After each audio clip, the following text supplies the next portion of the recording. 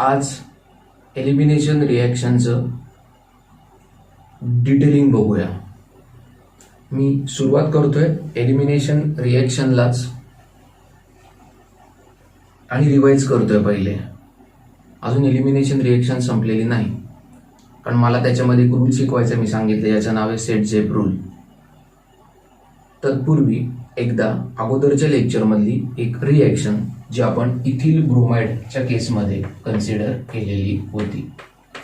आपण CH3CH2Br ethyl bromide consider केला होता आणि इथिल ब्रोमाइडला आपण हीट केलं होतं अल्कोहोलिक KOH बरोबर. आणि आपल्याला लक्षात आलं होतं हा जो CH3 होता याला मी अशा पद्धतीने कन्सिडर केला होता.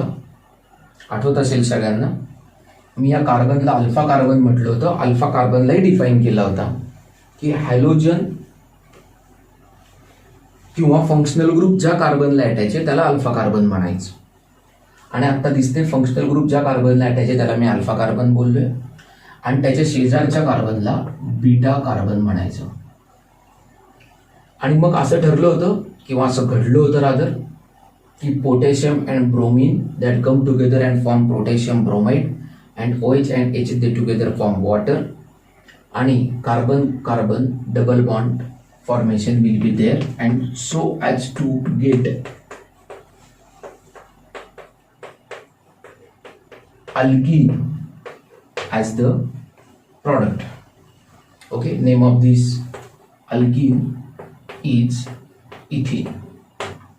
हे बेसिक एलिमिनेशन रिएक्शन बद्दल बोललो होतो. या रिएक्शनला आपण नावं पण दिली होती. आठवत असेल सगळ्यांना, आपण याला एलिमिनेशन रिएक्शन तर बोललोच होतो. त्याचबरोबर याला आपण रिमूव्हल म्हणून डी, हायड्रोजनचं रिमूव्हल म्हणून हायड्रो आणि हॅलोजनचं रिमूव्हल म्हणून हॅलोजन आणि पूर्ण नाव दिलं होतं dehydrohalogenation reaction. Dehydrohalogenation reaction असं पूर्ण नाव दिलं होतं. आज दुसरं एक एक्झाम्पल घेतोय मी, आयसोप्रोपिल ब्रोमाइडचं. पण तत्पूर्वी मी पहिलं एक्झाम्पल जरा पुसतो, कारण दोन एक्झाम्पल आपल्याला कंपॅरिझनसाठी बोर्डवर पाहिजेत.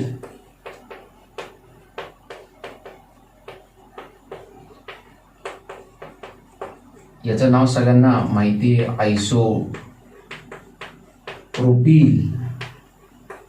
ब्रोमाइड किंवा 2-ब्रोमो-प्रोपेन. आता त्यात तुम्ही मास्टर झाला असाल नॉमेनक्लेचर करण्यामध्ये. आणि याला सुद्धा हीट करायचं आहे अल्कोहोलिक KOH बरोबर. आता जरा वेगळ्या भाषेत बोलायचं आहे. ब्रोमीन ज्या कार्बनला अटॅच आहे तो कुठला कार्बन आहे? अल्फा कार्बन ॲटम आहे. आता गंमत बघा, हा आणि हा असे दोन बीटा कार्बन आहेत. पहिल्या केसमध्ये काय झालं, कॉम्प्लिकेशन्स कमी होते इथिल ब्रोमाइडच्या केसमध्ये. त्या केसमध्ये इथं अल्फा कार्बन होता आणि त्याला अटॅच असणारा जो बीटा कार्बन होता तर तो एकच बीटा कार्बन होता अल्फा कार्बनला अटॅच असणारा. इथे काय ठरलंय, सगळ्यांना कळलंय की अल्फा कार्बनला जेवढे कार्बन अटॅच असतील ते बीटा कार्बन असतील. मग आता अल्फा कार्बनला बाजूला दोन कार्बन दिसतात आहे, कारण हा कुठला कार्बन आहे, प्रायमरी आहे का सेकंडरी? सेकंडरी कार्बन आहे. आणि secondary carbon gets attach to that carbon atom which has what 2 carbon atoms are attached. म्हणजे सेकंडरी कार्बन आहे ज्याला किती कार्बन अटॅच आहेत? 2. म्हटल्यानंतर याला बीटा आणि याला पण बीटा म्हणेल मी. आता जरा तुम्ही म्हणाल मग याच्यात अभ्यासाचा मुद्दा काय? तर अभ्यासाचा मुद्दा हा आहे की सर हा पण बीटा आणि हा पण बीटा हे दोन्ही कार्बन सिमिलर केमिकल एन्व्हायरमेंटमध्ये आहेत का? एकदा मी हायड्रोकार्बन 11th टॉपिक एक त्याची लिंक पाठवली होती माझ्यामध्ये, हायड्रोकार्बन लेक्चर नंबर 9. अशी लिंक होती ती.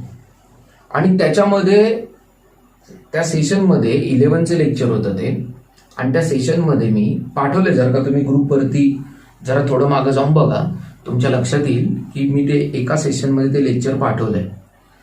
त्या हायड्रोकार्बन लेक्चर 9 11th स्टँडर्डच्या लेक्चरमध्ये मी बोललो होतो केमिकल एन्व्हायरमेंट काय असतं.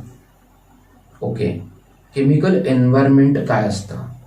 केमिकल एन्व्हायरमेंट विषयी मी बोललो होतो की या कार्बनचं आणि या कार्बनचं, या दोन्ही कार्बनला मी बीटा बोललो. एखादा म्हणेल जर याला बीटा बोलले तर याला बीटा डॅश बोला, किंवा तुम्ही याला बीटा 1 म्हटले तर याला बीटा 2 म्हणा. ठीक आहे, चला. पण मला हे पण सिद्ध करायचंय की या केसमध्ये बीटा 1 आणि बीटा 2 दोघेही काय आहेत, सेम आहेत. म्हणजे बीटा 1 वाला कार्बन आणि बीटा 2 वाला कार्बन सेम आहेत. सेम आहेत म्हणजे काय, तर त्यांचं केमिकल एन्व्हायरमेंट सेम आहे. केमिकल एन्व्हायरमेंट सेम आहे म्हणजे काय ते बघा. म्हणजे इथं तुम्हाला क्लिअर कट दिसतंय की हा जो कार्बन आहे हा CH ला अटॅच आहे, जो Br ला अटॅच आहे, आणि तो CH जो कार्बन आहे तो CH3 वाल्या कार्बनला अटॅच आहे. आणि जर का तुम्ही या कार्बनचा अभ्यास केला तर तुमच्या लक्षात येईल की या कार्बनचं जे केमिकल एन्व्हायरमेंट आहे, म्हणजे हा कार्बन जसा एका सेकंडरी कार्बनला अटॅच होता जो ब्रोमिनला अटॅच होता, आणि तो सेकंडरी कार्बन मिथिल ग्रुपला अटॅच होता, तसाच हा कार्बन सुद्धा एका सेकंडरी कार्बनला अटॅच आहे जो ब्रोमिनला अटॅच आहे, आणि तो जो ब्रोमिनला अटॅच असणारा सेकंडरी कार्बन आहे तो एका मिथिल ग्रुपला अटॅच आहे. म्हणजे बीटा 1 आणि बीटा 2 दोन्ही कार्बनचं केमिकल एन्व्हायरमेंट काय बाळांनो, सेम आहे. आणि म्हणून मी म्हणेल की या केसमध्ये मला बीटा 1 आणि बीटा 2 असं डिफरन्सिएशन कुठल्याही पद्धतीने करता येणार नाही. मी म्हणेल both carbons are what, they both are बीटाच. याचा अजून एक अर्थ असा होतो, तो काय होतो ते आता मी सांगतोय. हे स्ट्रक्चर मी इकडे ड्रॉ करतो.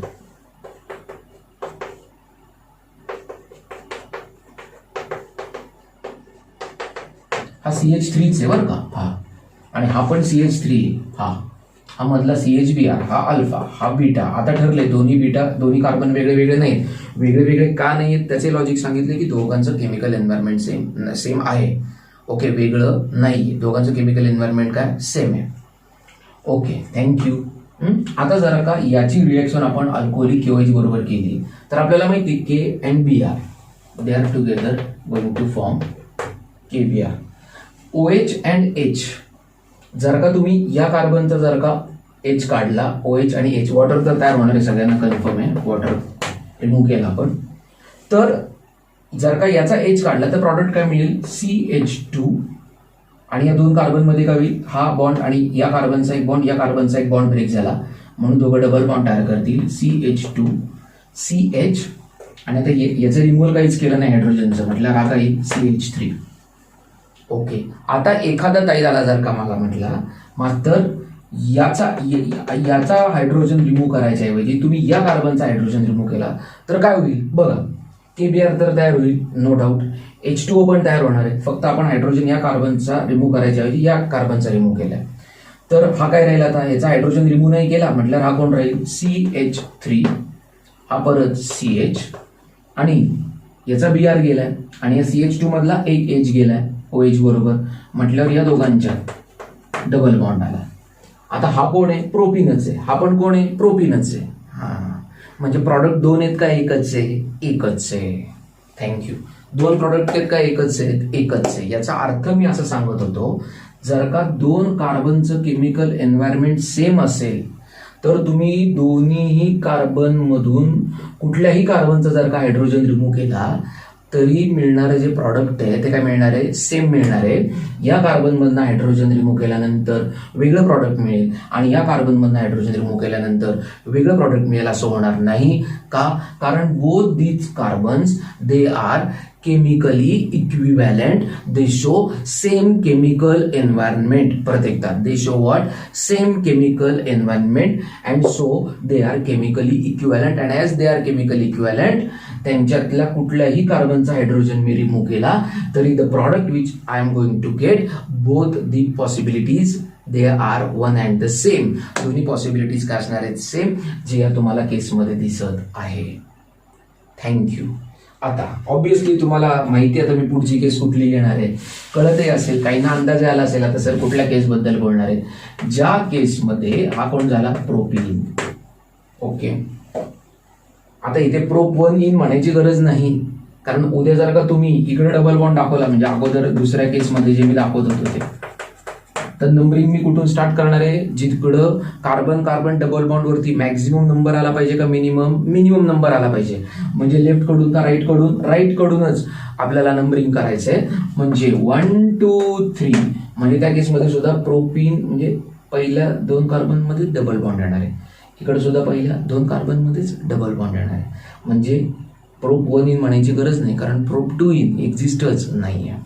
ओके, चलो अब आगे बढ़ते हैं और देखते हैं क्या दूसरा ऐसा कौन सा मॉलिक्यूल है जिसमें कुछ डिफरेंट सा रिएक्शन दिख रहा है. ओके, आता बघा इकडे CH3 ऐकताय ना मी काय बोलतोय ते, ऐका. CH3 CH Br CH2 CH3 याला रिएक्ट केला, KOH अल्कोहोलिक हिट करणार. आता मी पॉसिबिलिटीज दाखवतोय, आणि पॉसिबिलिटीज दाखवत असताना बॅलन्सिंग मी दाखवेलच असं नाहीये, असं मी वूड सिंथेसिसच्या वेळेस क्लिअर केलेलं आहे. ओके, त्यामुळे काउंटिंगला महत्त्व न देता ज्या पॉसिबल प्रॉडक्ट्स तयार झालेत त्याला महत्त्व देऊया. ओके, त्याला महत्त्व देऊया की पॉसिबल प्रॉडक्ट्स हे असे तयार होतील. Okay, done. बघा, म्हणजे कळेलच तुम्हाला मला काय म्हणायचं ते. बघा, याचं नाव काय येईल, याचं नाव येईल, हा कोणाला अटॅच आहे, प्रायमरी कार्बनला का सेकंडरी कार्बनला. हॅलोजन कोणाला अटॅच आहे पहिले ते सांगा, प्रायमरीला का सेकंडरीला. हा, सेकंडरीला अटॅच आहे. थँक्यू. जर का तो सेकंडरीला अटॅच आहे तर एन आयसोनिओचा विषय येणार नाही. मी कॉमन नेम बद्दल बोलतोय. मी परत एकदा तुम्हाला रिमाइंड करून देतोय, एन आयसोनिओ ह्या टर्मिनल, ह्या जे प्रिफिक्स आहेत हे कधी येतात पिक्चरमध्ये, ज्या वेळेस आपला फंक्शनल ग्रुप प्रायमरी कार्बनला अटॅच असतो. बरोबर आहे. एन आयसोनिओ हे एक्सेप्शन आहे, हे मी सुरुवातीलाच बोललेलं आहे, त्यामुळे लगेच त्याच्याकडे बघू नका की अरे आत्ता तर तू हे बोलला याचं काय सांगतो. याला सेकंडरी प्रोपिल ब्रोमाइड म्हटलं तर उत्तम होईल असं मला वाटतं. इकडे याला बघा, म्हणजे आता सेकंडरी टर्शरी कार्बनला जर का फंक्शनल ग्रुप अटॅच असेल तर ते आपल्या नेमिंगमध्ये येतं. आपण याला म्हणू सेकंडरी 1 2 3 4 म्हणून butyl and bromide. So we are considering the case of secondary butyl bromide. IUPAC name फार सोपं आहे. 1 2 3 4 म्हणजे 4 कार्बनवाली लॉंगेस्ट चेन आहे, म्हटल्यावर पेरेंट अल्केन ब्युटेन येणार आहे. नंबरिंग कुठून करायचं, राईट कडनं का लेफ्ट कडनं. लेफ्ट कडनं नंबरिंग करायचंय, लेफ्ट कडनं नंबरिंग करायचंय म्हटल्यानंतर मी 1 and 2 म्हणणार आहे, म्हणजे ब्रोमिन कितव्या कार्बनला अटॅच आहे, दुसऱ्या कार्बनला अटॅच आहे, म्हणून नाव येईल 2 ब्रोमो ब्युटेन. काय नाव येईल, 2 ब्रोमो ब्युटेन. ओके, आता गंमत बघा. हा अल्फा कार्बन आहे बाळांनो, पण फार महत्वाचा आहे. हा बीटा आहे, याला बीटा 2 म्हणतो आणि याला बीटा 1 म्हणतो. आता मला सांगा, या कार्बनचं केमिकल एन्व्हायरमेंट आणि या कार्बनचं केमिकल एन्व्हायरमेंट सेम आहे का, तर ऑब्विसली नाहीये. का नाहीये, कारण बघा हा कार्बन एका ब्रोमीन कॅरिंग कार्बनला अटॅच आहे, तो कार्बन इथिल ग्रुपला अटॅच आहे, CH2 आणि CH3. पण हा कार्बन अशा कार्बनला अटॅच आहे, तो ब्रोमीनला अटॅच आहे, पण तो कोणाला अटॅच आहे, मिथिलला. कोणाला अटॅच आहे, मिथिलला. अजून सोपं सांगता येते. काय सांगता येते बघा, मी काय बोललो, हा कार्बन अशा फंक्शनल ग्रुप कॅरिंग कार्बनला अटॅच आहे जो इथिल ग्रुपला अटॅच आहे, आणि हा कार्बन अशा फंक्शनल ग्रुप कार्बन कॅरिंगला अटॅच आहे जो मिथिल ग्रुपला अटॅच आहे. हे फार डिटेलिंग बोललो. अजून सोपं काय सांगता येईल, हा कार्बन म्हणजे जो बीटा 1 जो आहे तो अशा अल्फा कार्बनला अटॅच आहे जो सेकंडरी कार्बनला अटॅच आहे. बरोबर आहे, हा सेकंडरी कार्बन आहे. म्हणजे बीटा 1 हा कार्बन अशा अल्फा कार्बनला अटॅच आहे जो सेकंडरी कार्बनला अटॅच आहे, आणि हा कार्बन अशा अल्फा कार्बनला अटॅच आहे जो प्रायमरी कार्बनला अटॅच आहे. ओके, किती सोपं आहे. थँक्यू. आता जर का मग मी या कार्बनचा पहिला हायड्रोजन काढला, आता मी ते एक्स्ट्रा ते मी आत्ता दाखवायचो हायड्रोजन बाजूला काढून ते दाखवणार नाहीये, तुमचं तुम्हाला कळायला पाहिजे. ओके, जर का मी या कार्बनचा जर का मी या CH3चा जर का हायड्रोजन काढला आणि याचा काय काढायचं ऑब्व्हियसली हॅलोजन, तर मला प्रॉडक्ट काय मिळेल, हा CH3 राहील का आता, नाही, तो काय होईल CH2. मग या कार्बनचा ब्रोमीन गेला म्हणजे हा काय होईल CH. मग दोघांचा एक एक बॉन्ड ब्रेक झाला, याचा हायड्रोजन बरोबर आणि याचा ब्रोमीन बरोबर, म्हणून तर रिएक्शनचं नाव काय डिहायड्रोहॅलोजनेशन रिएक्शन. गुड. म्हणजे या कार्बनचा एक बॉन्ड ब्रेक झाला, या कार्बनचा एक बॉन्ड ब्रेक झाला, म्हणजे यांच्यामध्ये सिंगल बॉन्ड आला का डबल बॉन्ड आला, डबल बॉन्ड आला, आणि मग काही CH2 CH3. ओके, हे कधी जर का मी बीटा 1 कार्बनचा हायड्रोजन रिमूव्ह केला तर. आता आपण बीटा 2 कार्बनचा हायड्रोजन रिमूव्ह करू. तसं जर का केलं तर काय मिळतंय बघा, आता हा CH3 इंटॅक्ट राहील, CH3 हा या CH चा ब्रोमीन बरोबरचा बॉन्ड ब्रेक झालाय म्हणजे तो CH. या CH2चा एक हायड्रोजन रिमूव्ह झालाय, ऑब्व्हियसली ब्रोमीन पोटॅशियम बरोबर जाणार आहे आणि हायड्रोजन कोणाबरोबर जाणार आहे, OH बरोबर जाणार आहे. थँक्यू. म्हणजे इथं काय उरला CH2 का CH, म्हणजे अजून एक CH, पण याचा एक बॉन्ड ब्रेक झाला, याचा एक बॉन्ड ब्रेक झाला, म्हटल्यावर दोघं तयार काय करतील, दोघं अजून एक बॉन्ड तयार करतील, आणि त्या कार्बन कार्बन मध्ये डबल बॉन्ड तयार होईल, आणि तो पुढे कोणाला अटॅच आहे, CH3 ला अटॅच आहे. ओके, आता बाळांनो नीट लक्ष द्या, इथं पण KBr आणि H2O तयार होणार आहे, आणि इथे पण KBr H2O तयार होणार आहे, हे मी तुम्हाला वेगळं सांगायची गरज नाही. ओके, आता पुढे आगे जाके देखते हैं, नेमिंग करते हैं और डिस्कशन भी करते हैं कि कौन मेजर आएगा और कौन माइनर आएगा. आता इकडे बघा CH2 double bond CH2 CH3 4 carbon आहेत म्हणून ब्यूट. बरोबर, नंबरिंग कुठून करायचं आता, राईट कडनं का लेफ्ट कडनं, लेफ्ट कडून, कारण तिथनं डबल बॉन्ड जवळ आहे का नाही आहे, कारण डबल बॉन्डेड कार्बन वरती जे कार्बन्स आहेत त्यांच्यावरती मॅक्झिमम नंबर आला पाहिजे का मिनिमम. म्हणजे इकडे 1 2 येईल, इकडनं मोजल्यावर काय येईल 1 2 3 4 3 4, चालेल का, नाही. म्हणजे पहिला कोण 1, म्हणून काय ब्यूट 1 इन. इकडे काय नेमिंग करणार, ब्यूट 1 2 3 4 1 2 3 4. सिमेट्रिकल स्ट्रक्चर आहे. सिमेट्रिकल स्ट्रक्चर असेल ना की लक्षात ठेवायचं, कुठूनही नेमिंग केलं तरी चालतं, नंबरिंग केलं तरी चालतं, नेमिंग नाही सॉरी नंबरिंग केलं तर 1 2 3 4 म्हणून ब्यूट, आणि नंबरिंग करताना 1 2 म्हणजे ब्यूट 2 इन. अरे चा, याचा अर्थ दोन वेगळे वेगळे मॉलिक्युल्स मिळालेत, याचा अर्थ दोन वेगळे वेगळे प्रॉडक्ट्स मिळालेत, आणि जेव्हा दोन वेगळे वेगळे प्रॉडक्ट्स येतात त्यावेळेस आपल्याला डिसाईड करावं लागतं which is the major one and which is the minor one. म्हणजे यांच्यातला एक मेजर आहे आणि एक मायनर आहे, आणि जेव्हा मेजर मायनर मध्ये जेव्हा आपण डिफरन्स करत असतो त्यावेळेस आपल्याला रूल सांगावा लागतो, कारण त्या रूलच्या आधारे आपण सांगत असतो की कोण मेजर आहे आणि कोण मायनर आहे. म्हणजे आता मला रूल सांगायची वेळ आली जेव्हा मला तुम्हाला हे सांगायचं आहे की या दोन प्रॉडक्ट मधला कोण मेजर आहे आणि कोण मायनर आहे. तत्पूर्वी आपण जर का अगोदरच्या एक्झाम्पलची कंपॅरिझन केलं तर तुमच्या लक्षात येईल, अगोदरच्या केसमध्ये सुद्धा 2 बीटा कार्बन होते, पण दोघांचं केमिकल एन्व्हायरमेंट सेम होतं, त्यामुळे दोघं केमिकली इक्विव्हॅलंट होते. आता सुद्धा 2 बीटा कार्बन आहेत, पण त्यातला जो एक कार्बन आहे तो फंक्शनल ग्रुप कॅरिंग कार्बनला अटॅच आहे, पण फंक्शनल ग्रुप कॅरिंग कार्बन त्या केसमध्ये सेकंडरी कार्बनला अटॅच, आणि इकडे तुम्हाला दिसते बीटा 2च्या केसमध्ये फंक्शनल ग्रुप कॅरिंग कार्बन हा प्रायमरी कार्बनला अटॅच आहे. बरोबर, परत एकदा मी सांगतो, बीटा 1 फंक्शनल ग्रुप कॅरिंग कार्बनला अटॅच आहे, पण तो सेकंडरी कार्बनला अटॅच आहे, आणि बीटा 2च्या केसमध्ये beta 2 carbon functional group carrying कार्बनला अटॅच आहे, पण तो प्रायमरी कार्बनला अटॅच आहे. त्यामुळे दोन्ही कार्बनचं केमिकल एन्व्हायरमेंट डिफरंट आहे, आणि दोन्ही कार्बनचं केमिकल एन्व्हायरमेंट डिफरंट असल्यामुळे जेव्हा जेव्हा आपण ब्रोमीन बरोबर जेव्हा बीटा 1चा हायड्रोजन रिमूव्ह केला त्यावेळेस वेगळं प्रॉडक्ट मिळालं, आणि बीटा 2 मधून एकदा हायड्रोजन जेव्हा आपण रिप्लेस केला त्यावेळेस दुसरं प्रॉडक्ट मिळालं, वेगळं प्रॉडक्ट मिळालं. एका केसमध्ये ब्यूट 1 इन मिळालं आणि ब्यूट 2 इन मिळालं. आता मला रूल सांगायचा, मी वरचं एक्झाम्पल खोडणार आहे आणि मग मी तुम्हाला रूल सांगणार आहे.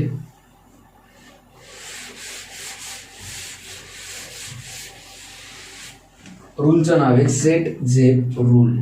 काय रूलचं नाव काय? Saytzeff's rule. According to Saytzeff's rule. According to Saytzeff's rule. मी पहिले नॉर्मल भाषेत सांगणार म्हणजे जे आपल्याला समजते पटकन. असं प्रॉडक्ट मेजर प्रॉडक्ट मिळेल, असं प्रॉडक्ट मेजर प्रॉडक्ट मिळेल, असं प्रॉडक्ट मेजर प्रॉडक्ट मिळेल. आता मेजर प्रॉडक्ट मिळणे हे कुणावर डिपेंड आहे, म्हणजे ही जर डिफरन्स आला हा कुणामुळे आला?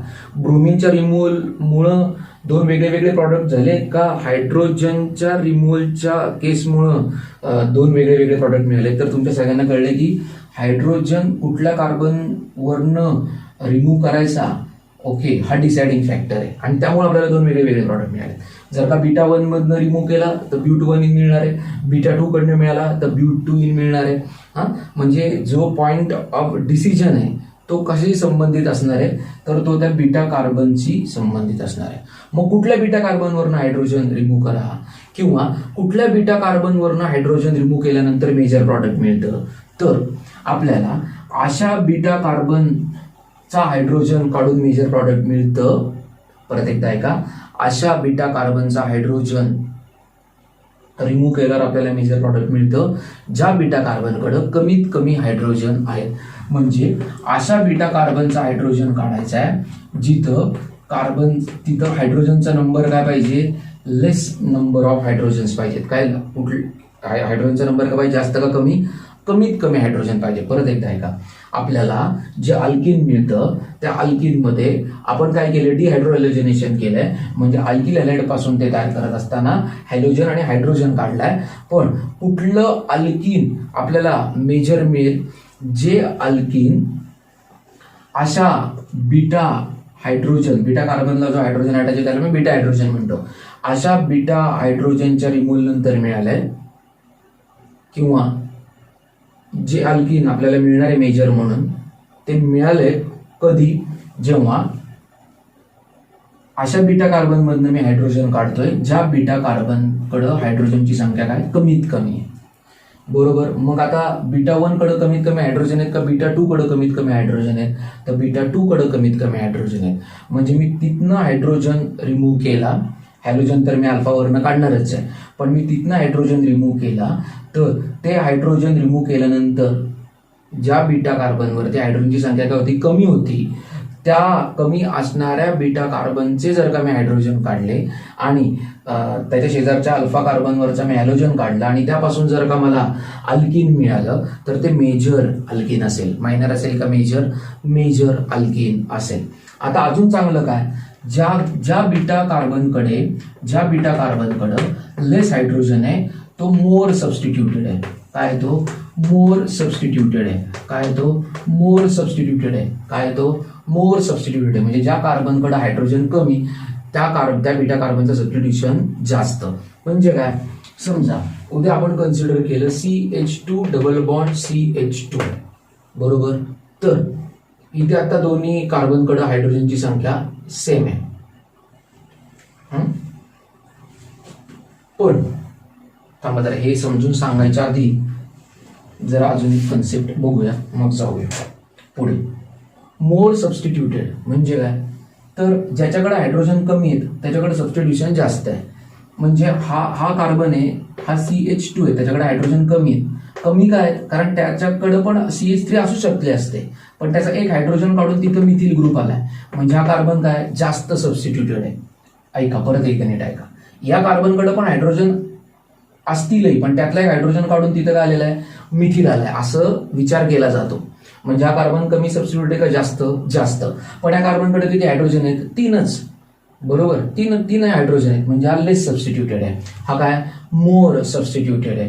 काय? हा मोर सबस्टिट्यूटेड. म्हणजे एखादा काय म्हणू शकतो की असं अल्किन आपल्याला मेजर प्रॉडक्ट म्हणून मिळेल ज्यावेळेस मी अशा बीटा कार्बनवरनं हायड्रोजन काढेल ज्या बीटा कार्बनवर हायड्रोजन काय असतील, हायड्रोजनची संख्या काय असेल, कमी असेल, आणि किंवा किंवा किंवा काय म्हणेल, तो हायड्रोजनची संख्या कमी असेल, किंवा तो काय म्हणेल, किंवा तो म्हणेल तो बीटा कार्बन काय पाहिजे, मोर सबस्टिट्यूटेड पाहिजे. काय पाहिजे, मोर सबस्टिट्यूटेड पाहिजे.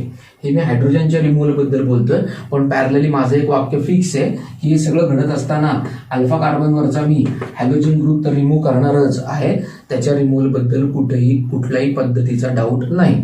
ओके, म्हणजे during dehydrohalogenation if we are removing halogen from alpha carbon, okay, and hydrogen from beta carbon, then when we'll get major product, when we are removing hydrogen from that beta carbon which has either less number of hydrogen atoms or the beta carbon which is what more substituted.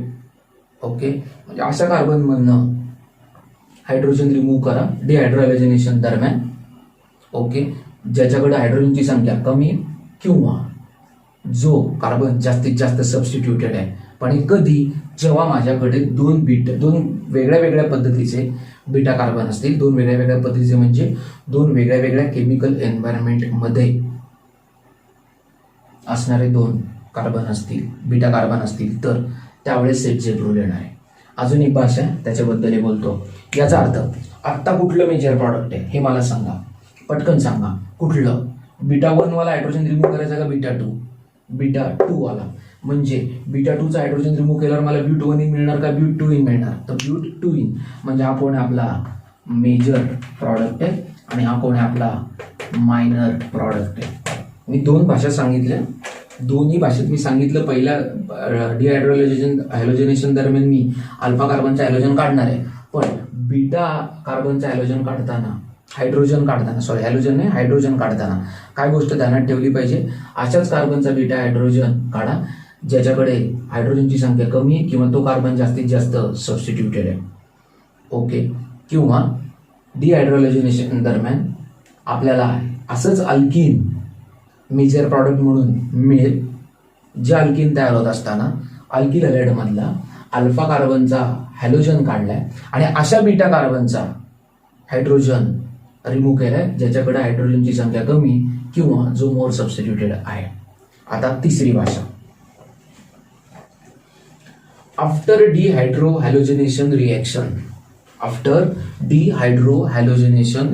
परत एकदा, after dehydrohalogenation reaction the alkene formed is a major alkene. परत एकदा, after dehydrohalogenation reaction the alkene formed is a major alkene having more substituted double bonded carbons. काय, more substituted carbons which are involved in what, obviously double bond. म्हणजे डिहायड्रोहॅलोजनेशन reaction नंतर जे alkyne मिळतात त्यातलं कुठलं alkyne major product असतं, ज्या अल्कीनमध्ये जे डबल बॉन्ड मध्ये इन्व्हॉल्ड कार्बन आहेत ते जास्तीत जास्त सबस्टिट्यूटेड आहेत. बघा कसं ते. आता मायनर आलंय.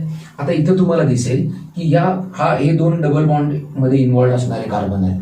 या कार्बनला सबस्टिट्यूशन आहे का? नाहीये. या कार्बनला आहे ना, इथिल ग्रुप आहे का, CH ला इथिल ग्रुप अटॅच आहे. म्हणजे इथं एकाच कार्बनला सबस्टिट्यूशन आहे का नाही आहे.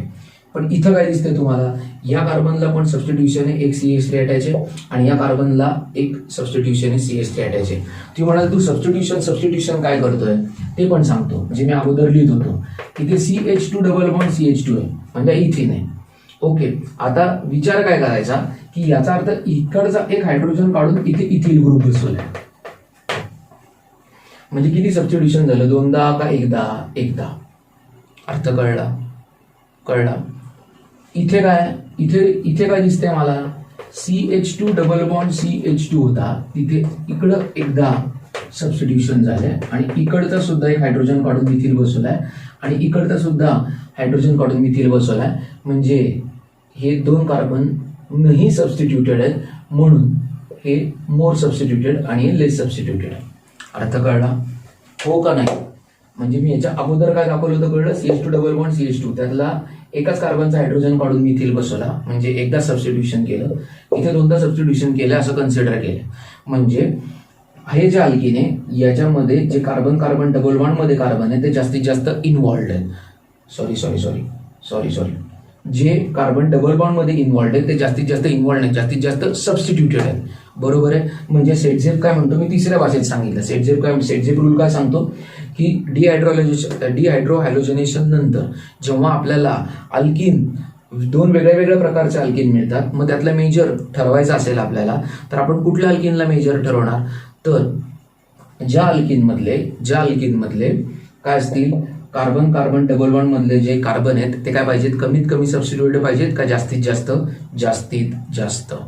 हे तिन्ही उद्या मी नोट्समध्ये जेव्हा पाठवणार आहे त्यावेळेस नक्की आवर्जून लिहा, वाचा, पाठ करा. फार महत्त्वाचा नियम आहे. अशा प्रकारे मी सांगतो की हॅलो अल्केनचा भाग संपलाय. आता हॅलो अरिनचा भाग चालू करायचा आहे, पण तत्पूर्वी मी हॅलो अरिन आणि फेनॉल हे दोन लेसन्स एकत्र घेईल. ओके, कारण ते बेन्झीन रिंगशी संबंधित आहेत. बेन्झीन रिंगचे एकदा रिव्हिजन घ्यायला पाहिजे, इफेक्ट सांगायला पाहिजेत, रेझोनन्स इफेक्टवर बोललं पाहिजे, आणि त्यामुळे ते एकत्रित काम आपण करू. आपण उद्यापासून नवीन कंपाऊंडवरती स्टडी चालू करू ज्याचं नाव आहे अल्कोहोल. ओके, आपण अल्कोहोलही संपवणार आहे आणि इथरही संपवणार आहे, कारण त्याच्याबद्दल ऑलरेडी आपण डिस्कशन्स केलेले आहेत. सगळ्यांना कळलंय. वारंवार लेक्चर्स ऐका, लिहा. ओके, जुलै महिना संपलाय हे पण लक्षात घ्या. ओके, ऑगस्ट चालू झालाय, त्याच्यामुळे अभ्यासाचा आपल्याला जो वेळ राहणार आहे, कमीत कमी वेळ राहिला असं मला वाटतं. अभ्यासाला जो वेळ राहिला आहे तो, त्यामुळे सिरियसली आणि सिन्सिअरली चांगल्या पद्धतीने अभ्यास करा. VSA परिवार तुमच्याबरोबर आहे, तुम्हाला नक्की मदत करणार आहे, आणि तुम्ही जेवढा चांगला अभ्यास कराल तेवढे मार्क्सही तुम्हाला चांगले पडतील. सो प्लीज, याच्यावर एक MCQची टेस्ट आहे संध्याकाळी येईल. प्लीज ती पण टेस्ट सिन्सिअरली आणि सिरियसली द्या. धन्यवाद.